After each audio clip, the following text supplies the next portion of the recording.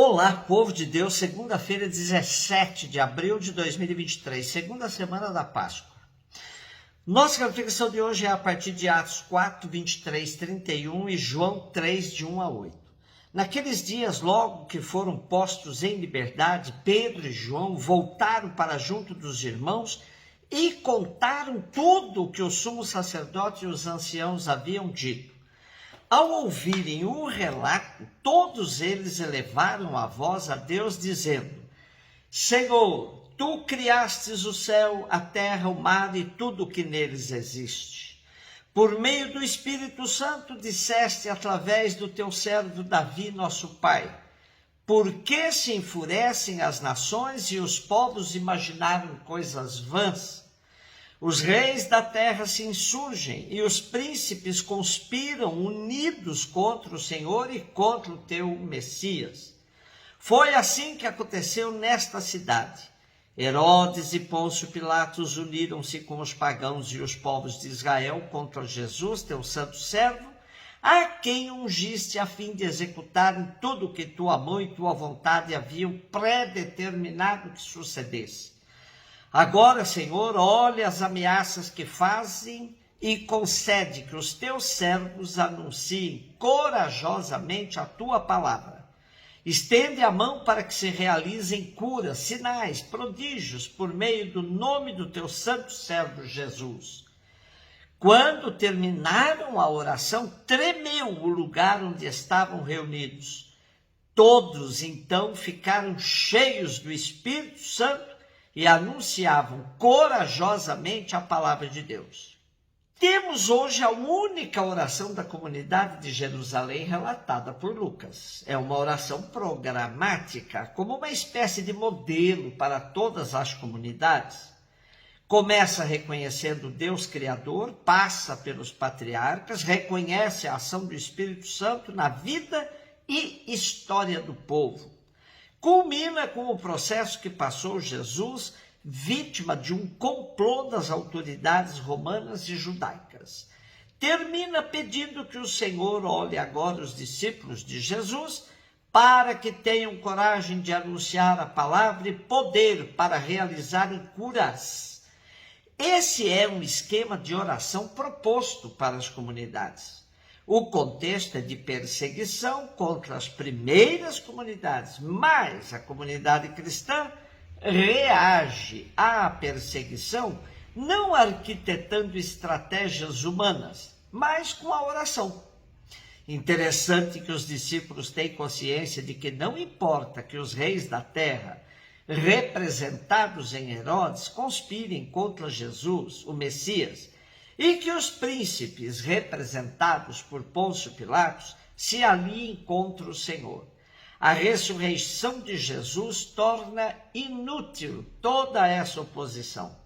A comunidade sabe que tem de passar pela mesma sorte de Jesus, por isso pede a Deus não o fim da perseguição, mas a liberdade e o poder anunciar com palavras e obras a boa nova de Cristo morto e ressuscitado. O estremecimento do lugar percebido pela comunidade no término da oração significava, segundo a mentalidade comum, um sinal de que a oração fora aceita por Deus. De fato, todos foram cheios do Espírito Santo e começaram a anunciar com audácia a palavra de Deus. João 3, de 1 a 8. Havia um chefe judaico, membro do grupo dos fariseus, chamado Nicodemos, que foi ter com Jesus de noite e lhe disse: Rabi, sabemos que vieste como mestre da parte de Deus. De fato, ninguém pode realizar os sinais que tu fazes, a não ser que Deus esteja com ele. Jesus respondeu: em verdade te digo, se alguém não nasce do alto, não pode ver o reino de Deus. Nicodemos disse: como é que alguém pode nascer se já é velho? Poderá entrar outra vez no ventre de sua mãe? Jesus respondeu: em verdade te digo, se alguém não nasce da água e do Espírito, não pode entrar no reino de Deus. Quem nasce da carne é carne. Quem nasce do Espírito é Espírito. Não te admires por eu haver dito, vós deveis nascer do alto. O vento sopra onde quer, e tu podes ouvir o seu ruído, mas não sabes de onde vem nem para onde vai. Assim acontece a todo aquele que nasceu do Espírito. João faz questão de ressaltar que Nicodemos não era um qualquer, mas sim um chefe judaico. Esse homem tinha se impressionado com os sinais e com as palavras que tinha visto e ouvido de Jesus. Percebeu que Jesus não era também um qualquer, mas que tudo o que fazia era porque Deus estava com ele.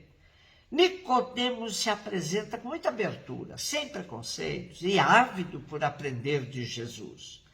Suas perguntas são de alguém que verdadeiramente quer crescer com a experiência do outro. Jesus se aproveita delas para ajudar Nicodemos a dar um passo de qualidade em sua vida.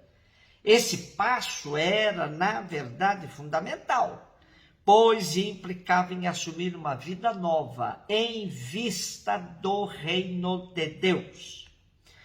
As especulações dos judeus sobre o reino de Deus não levam a bom porto. Para entrar nele é preciso nascer de novo. Esta é a expressão central da nossa narrativa. A interpretação literal que Nicodemos faz dela dá a Jesus ocasião para outras explicações. Na antiguidade havia a ideia de que para entrar numa nova religião ou num sistema filosófico era preciso renascer. Hoje diríamos que é preciso mudar de mentalidade. Mas não é esse o sentido que Jesus dá à expressão. De fato, trata-se de um nascimento do alto ou de Deus. Este nascimento tornou-se possível porque o do alto veio à terra. O nascimento da carne e do sangue não basta para a pertença ao reino. É preciso a ação do Espírito, que é oferecido gratuitamente a toda a humanidade por Deus. O Espírito torna as pessoas capazes de responder positivamente a Deus. Água e Espírito. Jesus alude a dois elementos essenciais do batismo, onde se realiza o novo nascimento. Porém, a metáfora do nascer de novo é muito rica para todos nós, pois inúmeras vezes em nossa vida precisamos adquirir força para assumir esse processo. A cada experiência forte que passamos na vida, podemos renascer para uma vida inteiramente nova. Hoje constata-se com frequência pessoas com depressão. Pode-se afirmar que são pessoas que teriam de fazer a experiência de um novo nascimento, mas não encontram forças. A comunidade cristã era um ambiente propício para os seguidores de Jesus se fortalecerem e buscarem tal renascimento. Será que nossas comunidades hoje continuam a ajudar as pessoas a darem esse passo decisivo nos momentos em que elas mais precisam? Os primeiros se apaixonaram por Jesus e sua causa, o reino de Deus, e alavancaram a vida de muitos. Está aí a nossa missão. Um beijo no seu coração.